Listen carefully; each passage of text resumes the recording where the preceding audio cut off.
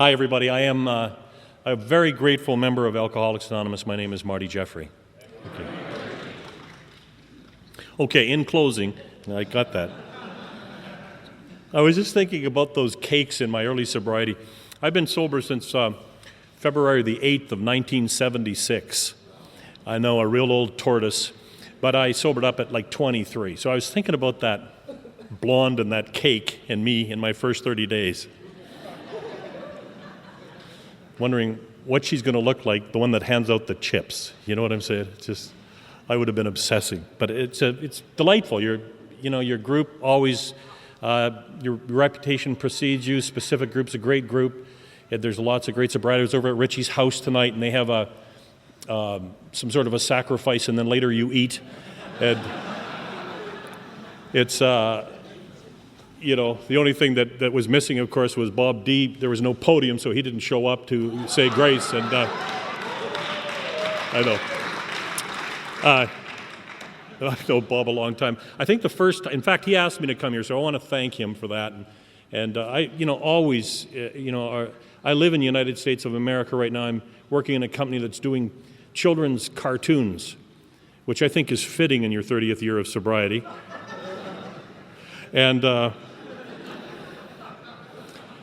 what we're also trying to do is make the internet a safe place for kids, because it's just scarier and scarier. I think 30 years ago when I sobered up, the only other person in Alcoholics Anonymous under the age of like 35 or 40 was an 18-year-old kid. I mean, 20-year-olds were virtually unheard of. So to see so many, beautiful young lives redeemed, and I can tell you from experience, so you got a head start when you sober up young. And I don't know if you've had the experience of one of the old farts coming up and saying, "How much could you have possibly drank?" Have you had that happen yet? You just want to puke on them and share some of it. Well, I used to look at the old people and think, how the hell did they stay out there that long? My liver's screwed. My marriage is on the rocks. I've been married 15 minutes and it's a mess. Anyway, I want to assure the new people in the room tonight, and it was so great to see you stand up. I think that's an act of bravery in itself. I'm not going to do any of the typical sort of talks that you've heard, lectures, statistics, Alcoholics Anonymous and statistics. What a joke. How many people are in the groups now? We don't know. It's anonymous, Statistics are nuts anyway. I heard one the other day. 58% of people pray after sex. The other 42% use contraception.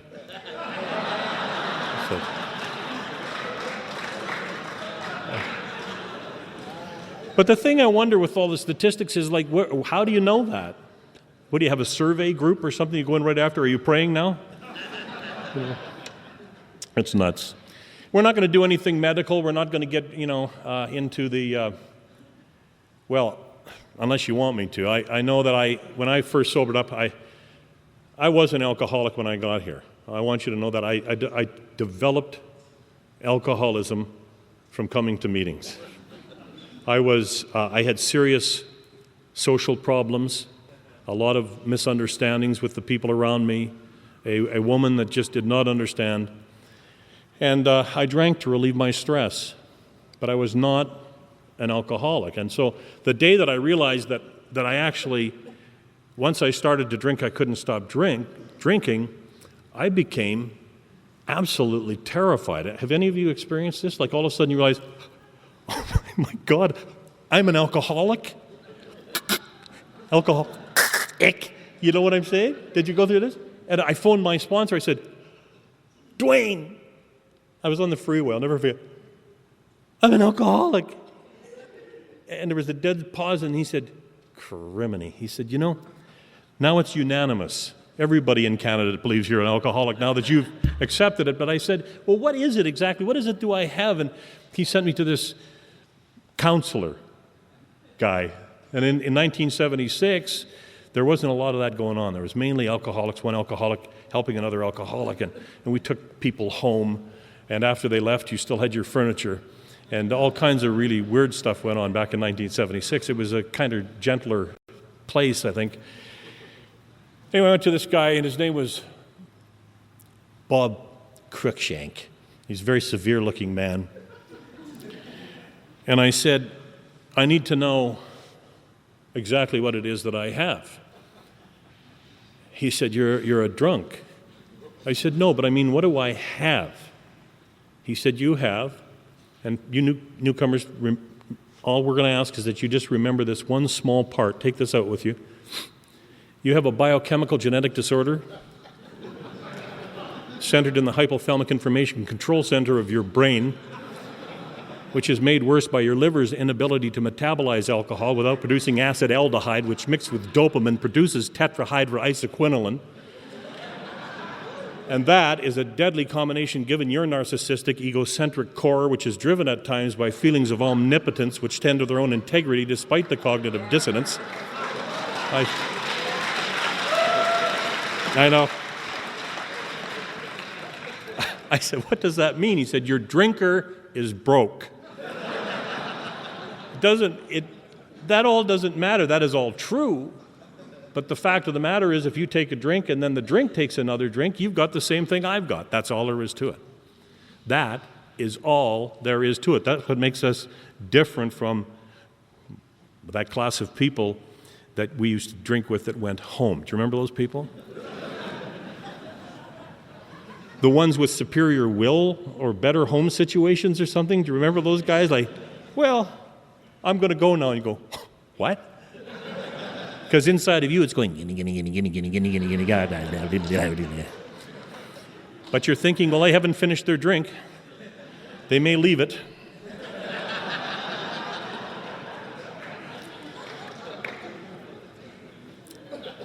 Our program has a suggestion for people like me that we follow a little format, lest we digress. And that format is that we tell you what I was like, what happened, and now what am I like now? And I want to really make it very, very specific that it is not what it was like, what happened, and what it is like now, because what it was like was the result of how I was. I've come to understand that if I leave the house with a good attitude, the number of horses, arses in the world drop by over 95%.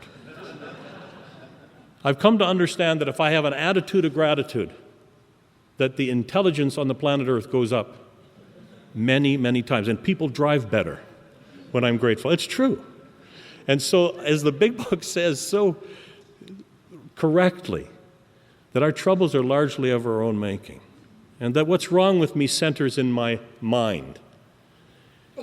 And so, my little alcohol story starts at age 11, and I know. In fact, I snuck into a specific group meeting. I got to talk at the Tri-State a while back, but I snuck into this group because I knew I was coming. I thought, what would that be like? And there was a woman who had started drinking at age 3, and I thought, it's getting tougher and tougher to be weird. And then last week I had yet another experience. I want you to think about this, and I don't want any of you young women to get nauseated, but I had a new baby, fathered a new baby born 2 weeks ago. I know. What can happen, huh? Girl over there went, ew. But yes, it's true, we're still having sex. Get over it. Anyway. And loving it. And slower. But I forgot to pray, is basically what happened. So here's my new son, and he's adorable, and he's healthy, and Mama's healthy, and she's 36 years old, never been a mother before, she's gorgeous, and they have a breast. You know what this is? This is not good news if you've got one of these appendages God hangs on the male of the species, because they cut the tip off of the thing. It's like get one of those cigar things and like so. It hurts. And so they created what are called sugar balls. This is they take Manischewitz wine and sugar. And they usually give a kid one. Mine had 4. And I'm looking at him after the thing, he's Bring it on, like wah, or wah, wah, wah. Sounded like a newcomer at about the 30th day. Wah, wah. It's just all right, So he's already had a slip, and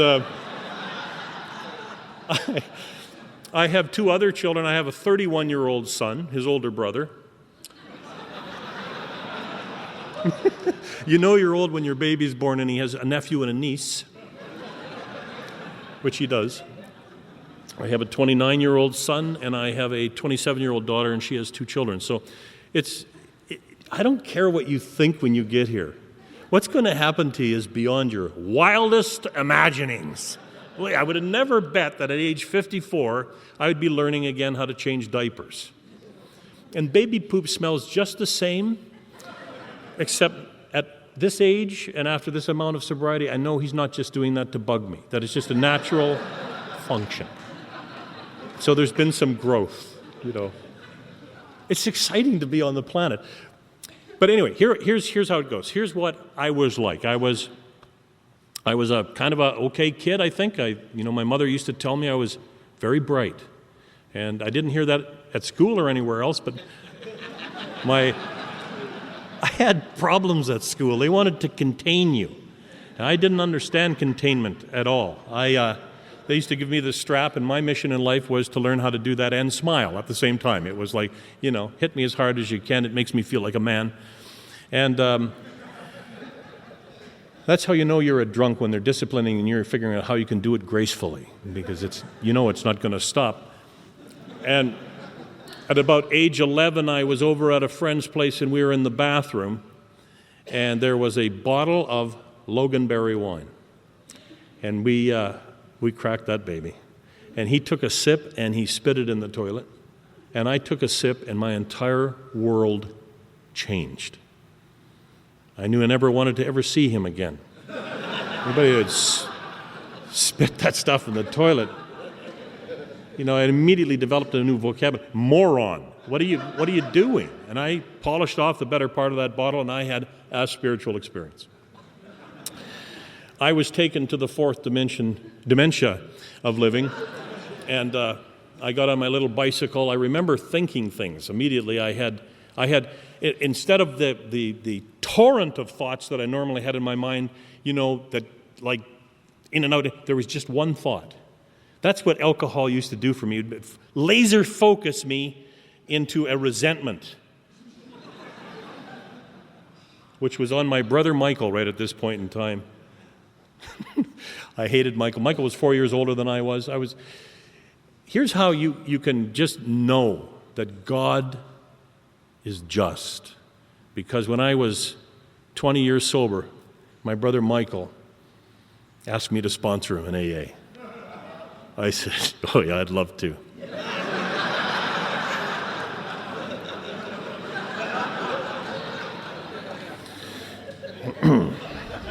He's still sober, but he's a weaker, gentler person than he was. I went home, I was going to beat Michael up. I suddenly, I don't know why, but I looked in the mirror and I saw that I was a lot more man than I had ever noticed. And my nose was remarkably reduced. It's another. And I got on my bicycle and I wound that baby up. I figured I could probably do light speed by the end of the block, but I impacted a truck. It was parked. And the two thoughts that went through my mind, it's amazing how you remember some of this stuff. I don't remember eating my first taco, but my first drunk is crystal clear. I think it was important to me. I hit this thing and I immediately think, that didn't hurt. As I'm flying through the air giving a skin donation. And I'm thinking, oh man, this is fun, And I got home and my mother met me at the door, and this is how I know for certain that there is only one alcoholic brain and that we all get to use it, because we all give the same answer. When I opened the door, my mother opened the door and I was there and I was bloodied and I had a little bit of Loganberry wine on me. She said, were you drinking? And I said, I had two. Nobody told me to say that. It's just under the alcoholic brain. Just two. And when I was like 20 years old and the car was upside down and the cop said, were you drinking? I said, just two. That's it. I, I remember throwing up, and I remember not liking that so much, but thinking, if I have to do that in order to get this. Loganberry wine, of course, goes down purple, comes up pink, floats on water. It's amazing. And I went after my brother Michael. That was about a 3-minute fight. He hit me, I hit him, I hit him, I hit him, he hit me, I went down. It was morning. And remember my father kicking my arse. It was not physically not a good night for me. But in the morning, I couldn't wait to get to school to tell the other kids what I found. And I described, I puked, I smacked my bike up, Mike beat me up. They're saying, "You like this?" Yeah. And I started a behavior, and this is although you never hear this at an Al-Anon meeting, you will hear at AA the cunning mind of the alcoholic. And I used to just get inspirations between drinking periods. And at age 11, it suddenly dawned on me that almost every Friday and Saturday night in the little town in which I lived, at the local Army and Navy Hall, there were Ukrainian weddings. How would they know if I was family or not?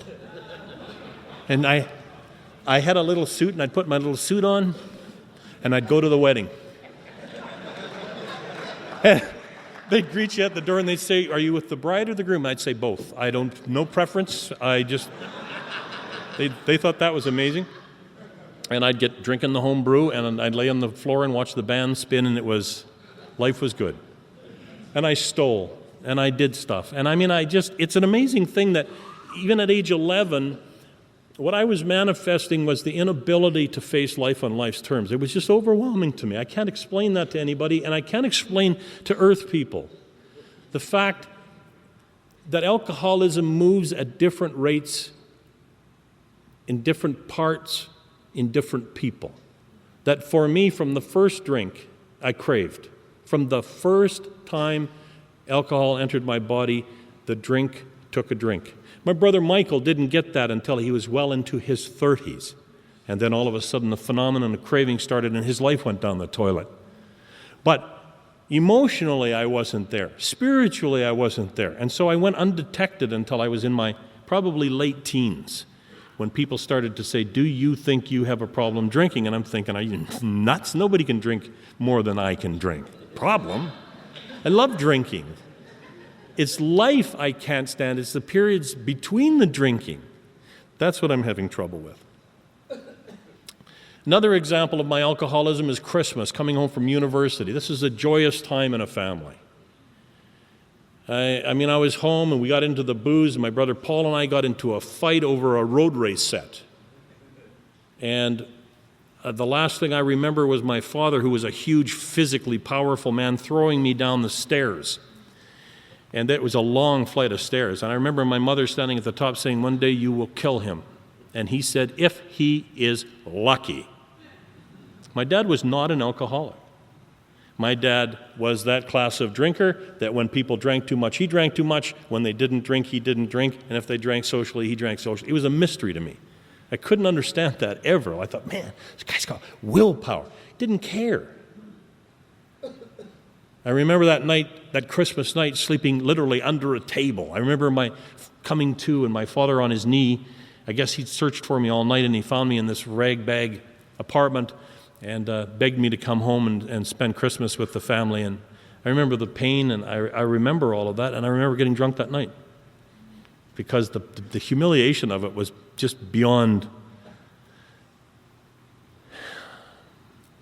By the time I was in my last year before I stopped drinking, so I'd be 20 or 22, I was a radio broadcaster, and we'd had a party, and my wife had left.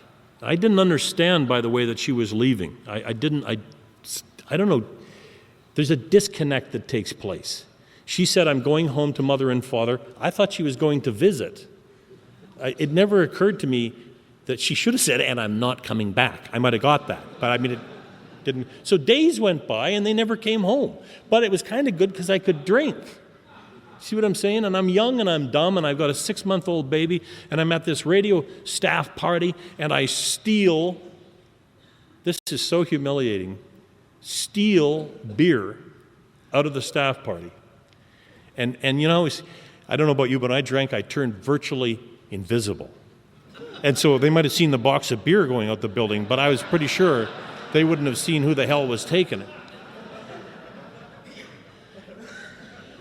And I get out in the car and I thought, slick, undetected. And I went home to drink my prize, and I fell up the stairs. I don't know how the hell you do that, but I went up, the beer went down, and a lot of the beer broke. It was the saddest thing. Family was gone. Beer, oh. You know, these big spicy sausages, I thought, you know, I've had a bad night. I'm going to have a sausage, I'll feel better. Took a big suck of beer, put the sausage in the oven, and passed out. Of course it caught fire. When I woke up, there was thick, greasy smoke and me on the floor, and I'm thinking, roll and crawl, roll and crawl. You could do, or you could save the entire apartment block, you know. And I knock on my neighbor, and I'm drunk, no clothes on. God, that even grosses me out. And I knock, and I say, fire. And this guy, did you have that at the end of your drinking when the disgust in their face was just like, it would shrink your soul? And this guy just pushed me aside. He said, you are a drunken, disgusting, your oven's on fire, you idiot. What have you got? There's like a dog turd in there all black. And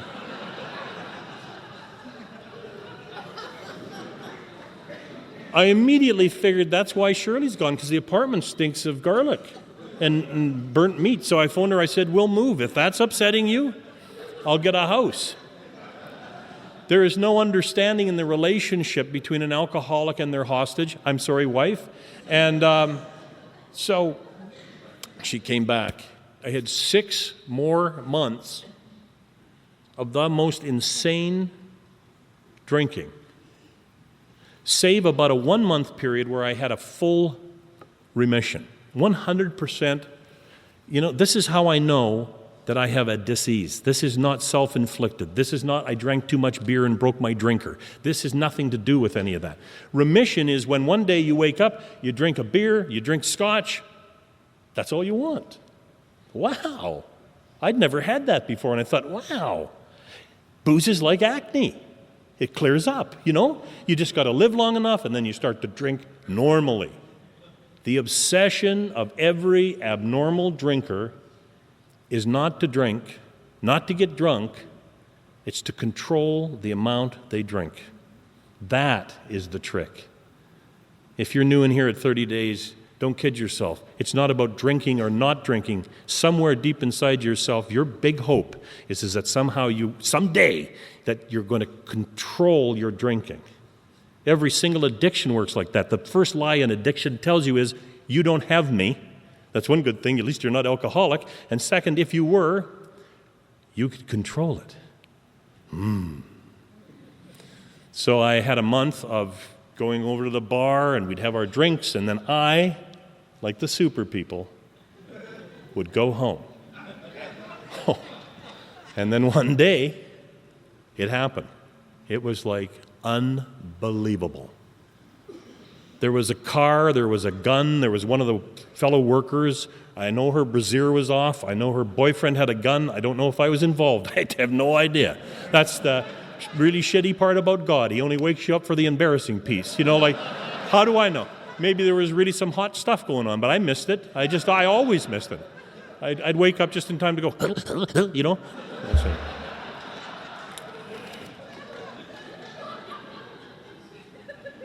I swore, I got home that night, I passed out. It was February. It was brutally cold in Canada in February, in that part of the world. And I swore in the morning, God, this is the Alcoholic National Anthem, if you could see your way somehow clear to getting me out of this, there is so much I could do for you in the third world. In way of, gratis broadcasting or whatever you need there. And I went to work and it started to heal. Alcoholics have this thing, this magic web around them for a period of time. It's like a big pink blanket. No matter how bad you screw up, you flip the car 9 times, everybody gets out, and then, and then all of a sudden you hit a pole and 2 people are dead, and then somebody suicides, and it's like, in the book it's called a rapacious creditor. Rapacious creditor. It starts to take back not just what you took, but everything back. And so that day I went to work, and I was sick and I was nervous, and I knew I'll never drink again. And then at 5 o'clock in the afternoon, after the president of the company had called me in and told me I was still going to be working there, and the girls had decided not to press charges, and oh God, and on and on and on, I'm thinking, what a day I've had. God, did I say I'd never drink again?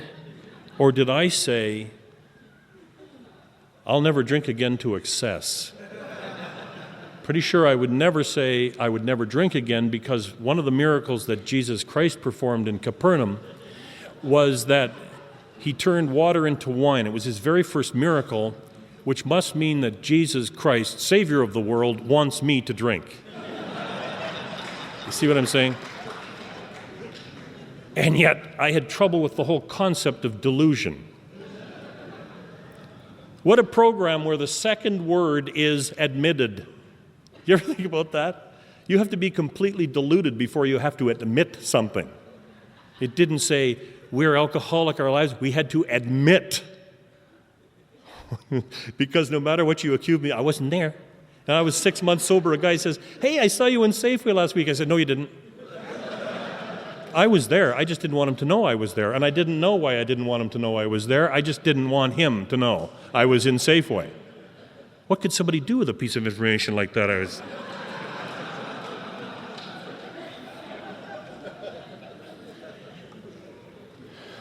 5 o'clock, I go across to the bar, and it sets in motion the most out of control. I remember I put my friend Jim's head through drywall about the 7th time, and I thought his eyes were rolling back, and then I ended the night by throwing him through a bank window. And the one good thing about me when I drank was that I was not violent.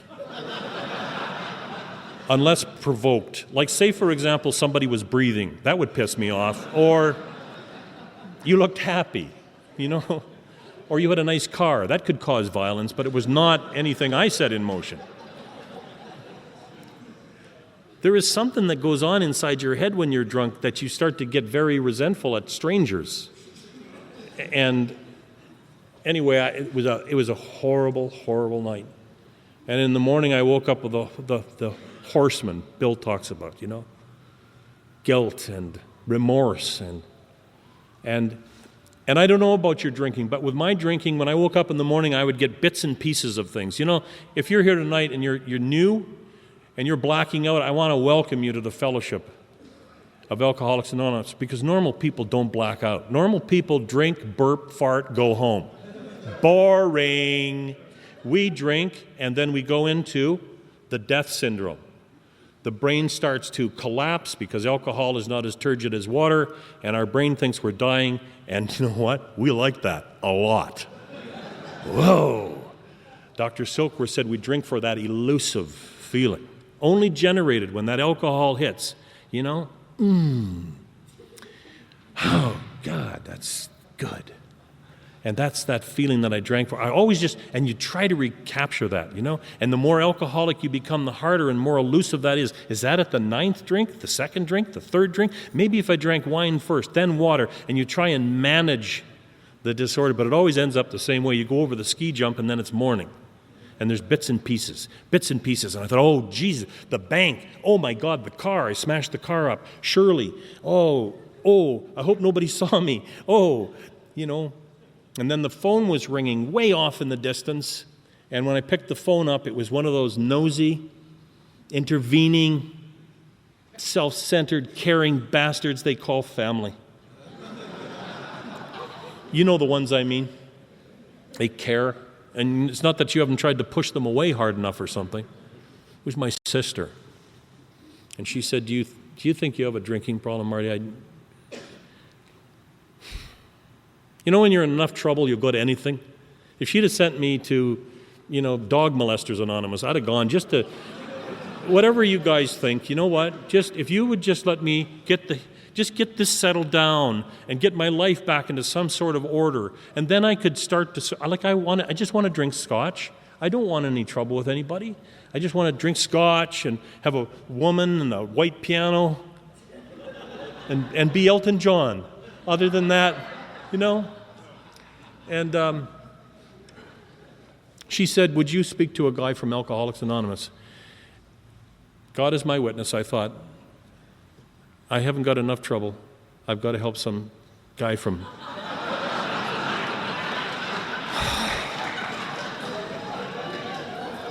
Will the burden of my gift never let up? The guy they sent over was a huge Norwegian. His name was Dwayne. That was not good. My father-in-law was a Norwegian. He used to swear at me in Norwegian when I picked my wife up.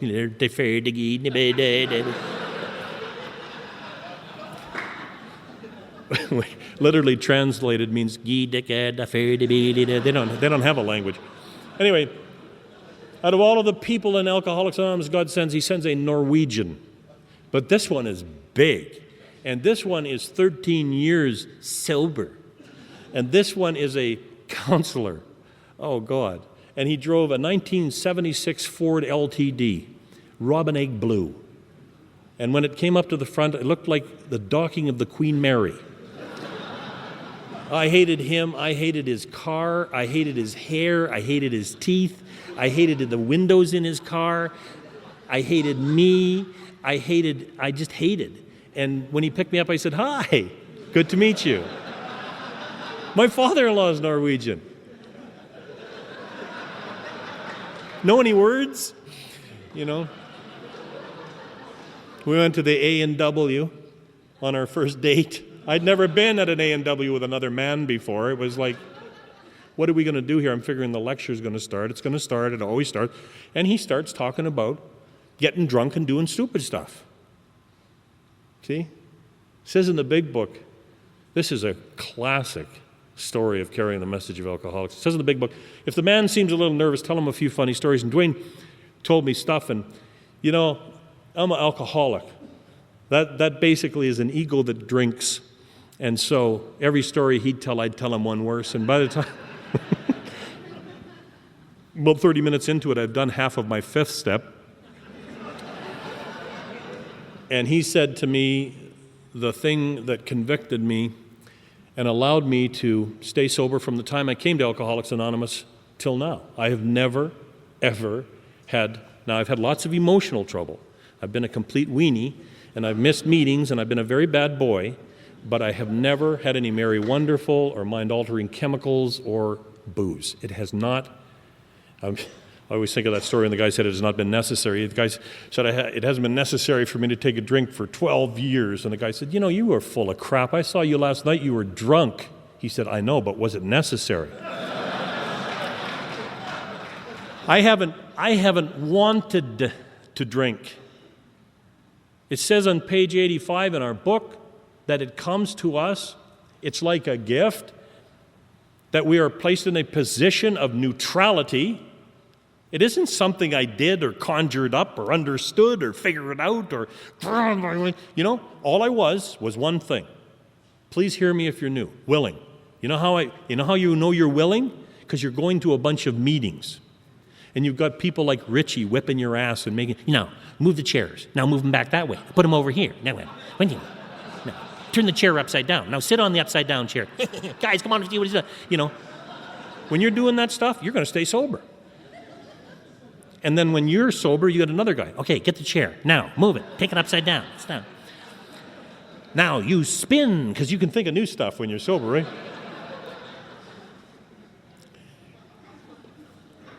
That's what I had. I had willingness, and God took, it says in the book, they're amazing words, because it's not about character transformation or behavior modification. It says that the problem was seemingly lifted out of us, that all of a sudden things that were important to me became unimportant, and that I was set on a new path, and that I would start to see others, and that I would start to have less selfish thinking. You see, I got to Alcoholics Anonymous. I didn't understand the difference between me and all of the people around me. I'd drink, they'd drink, I'd get drunk, I thought they got drunk. Were you amazed when you got sober? You go to a wedding and everybody wasn't puking drunk? Did that amaze you? And some of them dance and their pants aren't wet or anything. You can do that? You see, we're narcissistic. That's the person that's having a love affair with themselves and can't stand the object of their affection. I'm happy, I think you're happy. I'm drunk, I think you're drunk. I'm sad, you be sad. Don't you be happy when I'm sad. Do you know how many people in this room are thinking, what an ass. I wish he'd finish. Shut up. That's right, my sponsor. But no, I remember going to meetings and hearing windbags and thinking, aren't you terrific? Aren't you just having a wonderful life? There's a bus leaving in 15 minutes. Be under it, you know? I don't want what you have. I didn't know what you had. Dwayne took me to this meeting. I'm 23. I'm slick. I've got hair at that time. I had big billboards on the side of buses with my picture on there and doing the drive show. I remember laying in front of the Queen's Hotel, the Skid Row Hotel in this town in which I was broadcasting, in my own vomit. And I came to, and just as I did, a bus went by with my picture on it. Well, maybe there's something wrong with me. Maybe not. We went to a meeting. He said, you're going to love this thing. It's in a restaurant. I said, in a restaurant? Wait a minute. In a restaurant? Aren't there, like, will people know we're going to this meeting? He said, I suppose. Dwayne, you know. Oh, he said, you don't have to worry. They don't know what we're doing back there. All right. I'm going through the restaurant. And I'm saying to people that are eating, I'm not going to the Alcoholics Anonymous meeting. Nothing to do with that. I'm just going, you know, people are looking at you like, what? The difference between self-centered and what everybody else is that when you're self-centered, that's what your core is. Everything is about you. What's the opposite of that? God-centered. When you're God-centered, everything looks different. Trees turn green again. Believe me. Newcomers, this is true. You're going to drive down the street one day, and you're going to phone your sponsor, you're going to say, have you noticed how pretty the flowers are right now?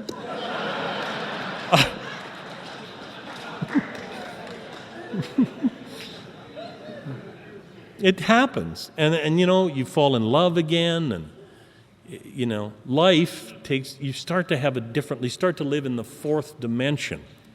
That doesn't mean it's always going to be easy and everything like that. I mean, I went to this meeting and there were people there, old people, 40, 50, 55, old, wrinkly, kind of look like I do now, actually.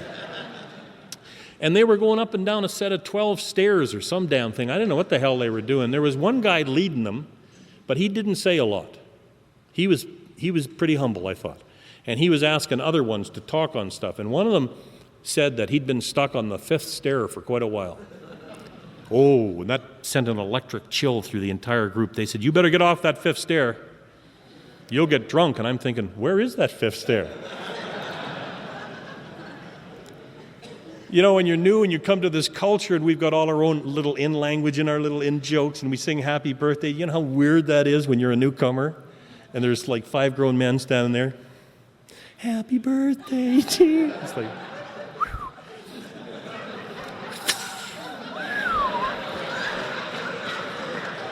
good for you, Bob. Yeah. I can't wait for my cake. You know. To us, it's meaningful because we know how damn hard it is to put together 30 days. I think 30 days for me was the toughest of all, to tell you the honest to God truth.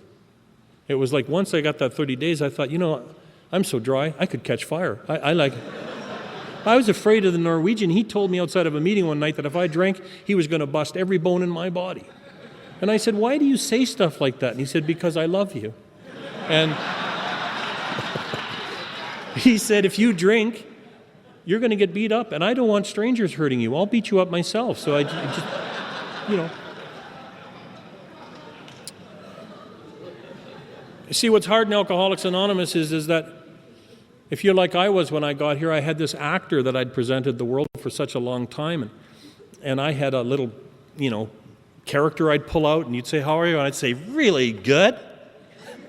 You asshole. I mean, I didn't say that out loud. That was my inside voice. But, and so when he said to me after the meeting, "How did you like the meeting?" I said, "I loved it. You guys really got something going there, and if you need any help, like if I can do anything for you in broadcasting, collect money, whatever you need." He said, "Yeah, that's fine. So anyway, what time do you want to go to a meeting tonight?" And I said, "I don't want to go to a meeting tonight." And he said, "Oh yeah, you're going to a meeting tonight." I said, "I don't have to." He said, "Oh yeah, you do." I said, "What do you mean I do?" And he said, "Do you know why we call ourselves Alcoholics Anonymous, Marty?" And I said, "No." And he said, "Because there's a whole bunch of us, and you don't know who we are." And I'm not saying everybody should be sponsored like this, but I don't know how I would have got here without this guy. I spoke at his 40th birthday, and I was going on and on and on. Dwayne, he gave up his time, his life. He spent time with me. When he got up and talked, he said, "Man, I didn't do that because of you. I was fighting with my wife, and I didn't want to go home. I didn't care about you. What the hell are you talking about?" And he was serious. He was a pig. That's why I love him so much. We went to the night meeting. The night meeting was crazier than the breakfast meeting, except that there was girls at the night meeting. Hookers, I figured, because, yeah. And if anybody here is a hooker, I'm not putting it down. So I'm the only person I know that never gets propositioned by hookers. I mean, how ugly do you have to be that not even working girls will ask you for a date? I mean, that's awful. Anyway, I said, you know that thing they do? "Would the newcomer like to say something?" And you're supposed to say, "I was so screwed up, and then now I found you. And your message tonight changed me. I saw, I felt. I'm a new man." And what comes out of my mouth is, "Were you guys hookers?" And and Ruth, the vocal of the two, said, "No, I was never a hooker, Marty, but what I used to do is get really loaded, and then I'd pick up an anemic-looking little turd like you and party with him sometimes." Yeah. Well, Dwayne and the other alcoholics thought this was very funny. And when we got outside, they mocked me. They got around in a circle, and they made fun of me, and then they all went home, feeling better about themselves.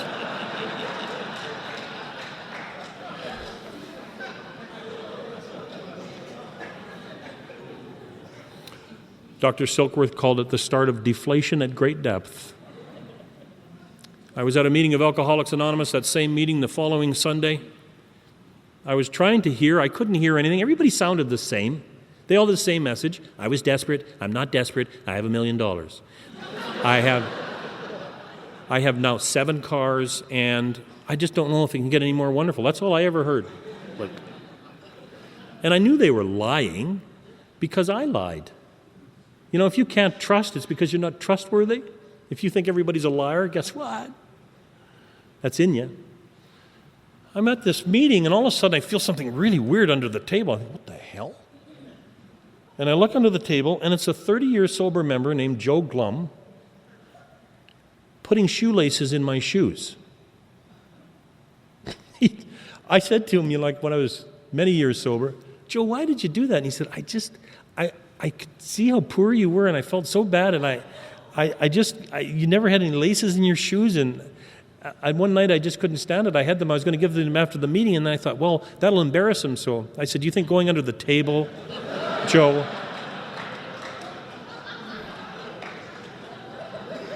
You don't have to do this to stay sober, but it helps. You know what I'm saying? I don't know what's going to happen to you if you're new in this room, but I'm telling you, don't hate the people that are hard on you. Don't hate the people that are dragging you around. Don't. I mean, we used to do stuff. They told me, if you don't have more fun sober than you did when you're drunk, you're going to be drunk again. So tonight's mandatory fun night. And I go, "Oh, whoopee, Jesus, kill me. Somebody kill me, please. And we go over to Dwayne's house, and he had a dog. It was sold. It had no teeth anymore. His name was Tinker. He's 6'5". He's got Tinker. And you'd knock on the door, and the dog would go, woo.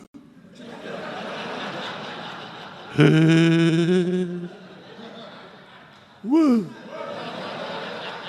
And then it'd have to go lay down. The drunks would be on the floor because of Tinker. I'm saying, that's not funny. Oh, yeah, that's hysterical. Watch this. Okay, no, Tinker, smile. No, drunk.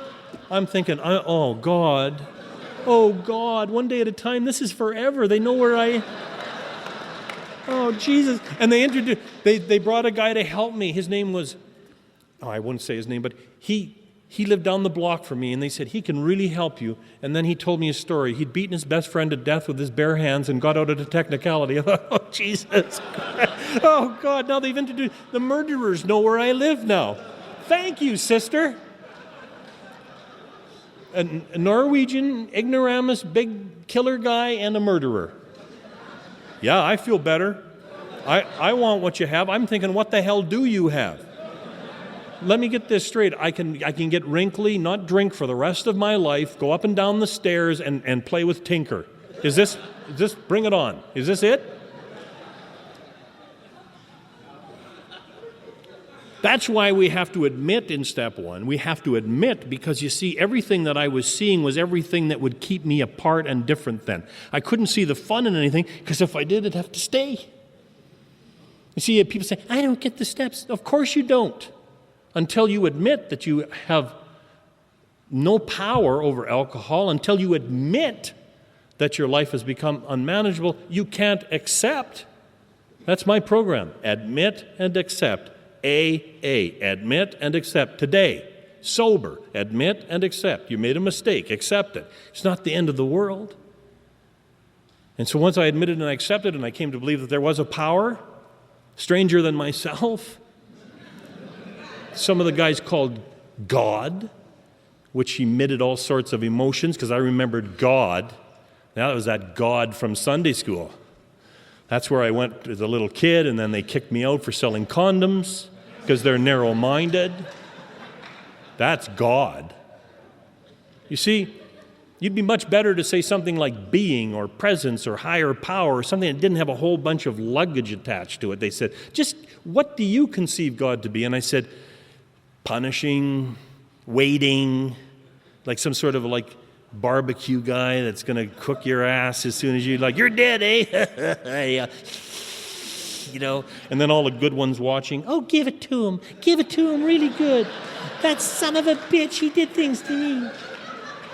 My wife and the kids, oh, slower.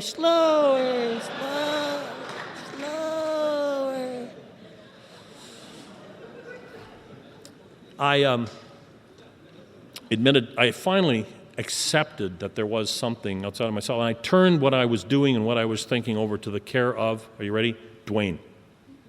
I'd love to tell you I got to God right away. I didn't.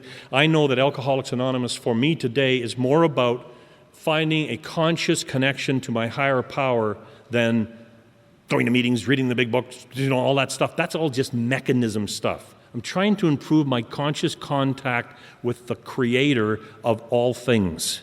That's what it all boils down to at the end of the day. When I have that, then what happens is my nature, your nature, all of our natures is to be joyful and peaceful and free. That's how we are actually built. But it's obscured, as Bill says in his story, with pomp and circumstance and worldly stuff. And we obscure the joy. We only touch it every once in a while. And then when we get in connection, step 11, sought through prayer and meditation to improve, make better that conscious contact with that higher power, that joy just pops up. Just what we are comes through. And you're sitting at a meeting one day, and you start to cry. And you don't know why you're so happy, you don't know what to do. And you just see newcomers, and you see families come together, and there's a tremendous amount of fun about it all. Spent a whole bunch of time with John and Lucy and Stan. Unrepeatable. Just fun. It's been nuts. And I want to thank the specific group for allowing me to come one more time, tell my ragged little story. I hope that there is one person in here that got anything from anything I said. If you did that, I had a big night. Those of you that found things that I said offensive, please take it home and use it. Good night.